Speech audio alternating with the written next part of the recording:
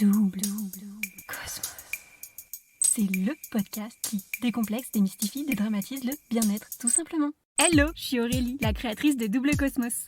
Un mardi sur deux à 18h, on se retrouve pour la double interview Fast and Vast. Avec chaque invité, tu peux donc retrouver notre conversation non pas avec un, mais 2 épisodes. Le premier, la Fast Interview, ou comment démystifier bien-être en 10 scoop en 10 minutes. Et le second, la Vast Interview, ou comment s'inspirer des success stories ordinaires d'experts bien-être entre réussite, galère et conseils d'experts. De quoi nous décomplexer et montrer que le bien-être, il n'y a rien de plus accessible. Bienvenue dans cette Fast Interview de Double Cosmos. C'est qui? Hey, psst, c'est qui? Rita Dayonotoul pour le podcast Double Cosmos. Ton job? Thérapeute et formatrice en naturopathie ayurvédique. Sympa. Ta mission dans la vie? La transmission des connaissances. Et ton plus grand talent?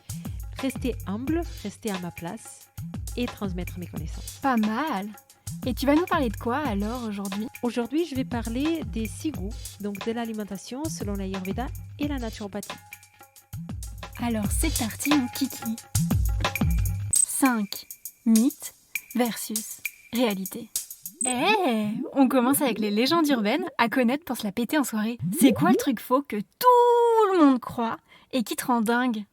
Alors, de penser qu'il suffit de faire un quiz sur Internet pour avoir son dosha et ensuite suivre des chartes alimentaires et de manger cette alimentation en fonction du dosha pour tout au long de la vie, tout ira bien. Alors que c'est faux. Parce qu'en fait, l'Ayurveda, elle nous explique qu'il faut justement adapter les choses à chaque moment, à chaque instant T. Et donc, les quiz, ça donne une aide, ça nous permet de mettre un pied dedans. Mais en fait, il faut poursuivre dans ce chemin d'autoconnaissance et ne surtout pas suivre les chartes alimentaires, mais plutôt savourer chaque aliment et voir qu'est-ce que ça fait pour nous. Une chose que personne ou peu de gens savent et que tous les experts dans le game connaissent. Alors que, en fait, une simple formation ne suffit pas, que dans le monde de l'Ayurveda, c'est toute une vie pour apprendre et en ce qui concerne l'alimentation aussi, dans le cas particulier, mais que en fait, il faut le appliquer sur soi, avant de le conseiller et qu'on continue à apprendre toute une vie. La question qu'on te pose tout le temps et celle que t'aimerais plutôt qu'on te demande à la place. Ce qu'on me demande tout le temps, c'est, je suis tel dosha et parce que je suis tel dosha, comment est-ce que je peux soigner telle maladie? Par exemple, je suis vata pitta, comment est-ce que je peux soigner mon problème d'hypothyroïdie? Et moi, j'aimerais qu'on me demande: «Ah, j'ai regardé tes vidéos sur l'alimentation, sur le sommeil et j'ai commencé à appliquer et je vois que ça marche sur moi. Alors, est-ce que tu peux me donner plus de conseils sur comment m'écouter et comment savoir les bonnes réponses par rapport à une maladie en particulier que j'ai?» Voilà, je préférerais que ça soit comme ça. Quelles sont tes petites anecdotes behind the scene derrière tes photos Insta? Petit secret, c'est que il y a trop de Vata pour moi pour faire les vignettes et les hashtags et les trucs sur Instagram. Donc j'ai une personne qui m'accompagne là-dessus. Donc c'est moi qui crée tous les contenus, notamment les contenus sur l'alimentation, tous les contenus que je partage sur YouTube, Instagram, Facebook. Mais j'ai un bras droit, une copine qui va m'aider avec toutes les choses pour que ça soit joli et que ça soit plus visible. Le petit truc has-been dont tu vantes quand même les mérites pour le bien de l'humanité. Écouter sa sensation de faim, écouter sa sensation de satiété, manger doucement. 5 conseils SOS Express. On continue avec les conseils bien-être à tester pour en mettre plein la vue. Quel est ton conseil d'expert niveau facile pour devenir un élève brillant en 2-2? Alors, un conseil rapide et qui marche bien, c'est de respirer avant de manger, de faire des respirations ventrales, de se calmer pour se mettre dans un bon état pour pouvoir bien assimiler son alimentation. Donc, plutôt que de faire des réflexions compliquées, ça, je trouve que c'est simple. La recette SOS en cas de galère que tu voudrais délivrer à tout le cosmos. Arrêter tout et lâcher prise. Si on galère trop, en fait, à chercher les goûts qu'il faut mettre dans l'assiette, et cetera, on arrête tout et on est juste dans une observation, dans une écoute de qu'est-ce que j'ai envie en ce moment, de qu'est-ce que j'ai besoin en ce moment. Donne-nous un scoop. Quel est le truc fastoche et pas chronophage que pourtant personne fait?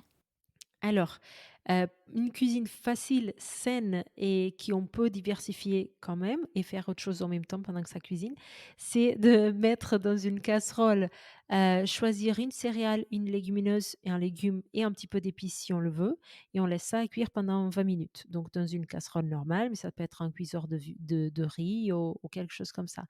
Et donc c'est en style de kitchari adapté. La kitchari, c'est une recette de base en ayurveda, mais on peut le faire avec n'importe quoi. Par exemple, riz, lentilles corail et fenouil, par exemple, en boule, avec un peu de cumin.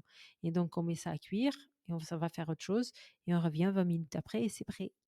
C'est quoi les 3 gestes concrets à adopter au quotidien pour être le boss du sujet? Alors, la quantité qu'on doit avoir dans l'assiette, la fréquence à laquelle on doit manger nos repas et la qualité de cette assiette. Ce sont les 3 choses. La quantité, on va la déterminer en fonction de la sensation de faim et de satiété. C'est-à-dire, il faut que j'aille faim pour pouvoir manger et il faut manger assez lentement pour avoir la sensation de satiété et ne pas être ni manger trop peu ni trop. La fréquence, c'est en fonction de notre sensation de faim. Si j'ai faim une fois par jour, je mange une fois par jour. Si j'ai faim 2 fois par jour, je mange 2 fois par jour. Donc si j'ai écouté ma sensation de faim et de satiété, c'est bon. Donc il y en a des personnes qui mangent 1, 2, 3 fois par jour. 4, c'est rare. Donc c'est en fonction de notre sensation de faim. Qualité, donc il faut écouter la l'interview plus large parce qu'on part un peu plus en détail, mais il faut que notre assiette, soit diversifiée, que les aliments, ce soit des vrais aliments et pas forcément des conserves. Et enfin, le petit écart auquel on a largement le droit quand notre motivation se fait la malle. Alors, l'écart qu'on peut se donner, c'est l'écart qui va nous nourrir d'une façon ou d'une autre. Donc, on sait tout ce qui est bon, mauvais pour nous, mais des fois, on a envie de quelque chose qui est moins bon pour nous. Mais si on ressent que c'est notre besoin à cet instant T et qu'on ne peut pas faire autrement, bah, s'il nous nourrit, que ce soit au niveau de notre mental, ben, acceptons cet écart. Qu'il reste dans une quantité et dans une fréquence un peu modique. Quoi? Le pestacle, il est déjà fini? Bah non. La conversation avec mon invité continue sur le prochain épisode. À très vite sur le podcast Double Cosmos pour découvrir ma success story ordinaire. Et oui, tu viens d'écouter la version fast de la double interview Fast and Vast. Mais tu peux retrouver mon invité pour sa success story ordinaire d'expert bien-être sur la Vast Interview. Si tu as aimé cet épisode, dis-le-moi en commentaire ou avec 5 étoiles sur Apple Podcast ou Spotify. C'est le meilleur moyen de le faire connaître. Et si tu veux m'aider, partage cet épisode à 2-3 personnes autour de toi. Moi, ça m'aide énormément. Et peut-être que les épisodes les aideront aussi. Tu trouveras également sur le YouTube une farandole de vidéos pour comprendre l'Ayurveda en 1 minute si le sujet t'intéresse. Merci à tous pour votre écoute et rendez-vous un mardi sur 2 à 18h avec d'autres invités experts bien-être.